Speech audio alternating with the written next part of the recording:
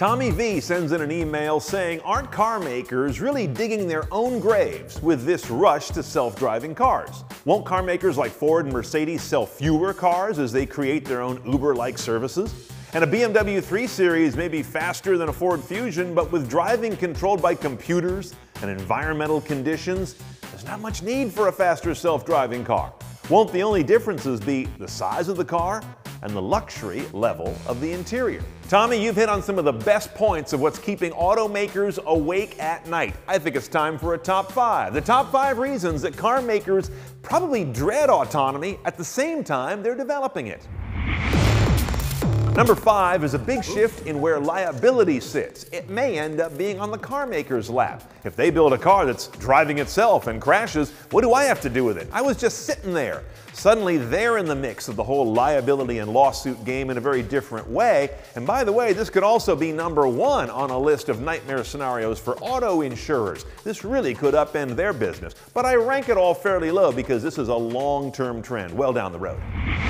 Number 4 is the first big crash or two. Now let's face it, this hour, 5 people are going to die in car accidents in the US and scarcely get a local headline. But you better be sure the first few fatalities in self-driving cars will get an enormous set of national headlines and hand-wringing, because we don't cut machines the kind of slack that we cut our sloppy human selves. And those headlines are going to be brutal in the early years of self-driving cars that will make some mistakes. Number 3 is a seismic shift in what auto brands stand for. Performance brands today versus more pedestrian brands. Who knows who's actually going to look more valuable in the era of autonomy as cars kind of become more of an appliance. Now, I happen to believe that things like 0 to 60 and kinetic design and bred on the Nürburgring are going to seem a little silly down the road when your car is driving itself as safely and efficiently as possible per its software.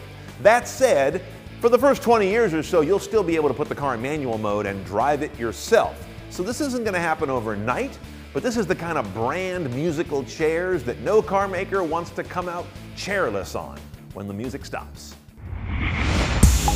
Number 2, and I hear from a lot of you about this one, is the potential for a big fade in our love of driving. Now, this is an interesting one because I can't tell you how many folks I've worked with or advised on factually identifying the perfect car for them, only to have them at the last minute go into the showroom and buy something else because they just liked it more. That's a big part of how cars are sold these days. But are you going to have that kind of emotional swing and attachment, that interest in spending a little more because that car is cool, when it's more of a self-driving appliance? Before we get to number 1, how about a reality check? Is this even possible?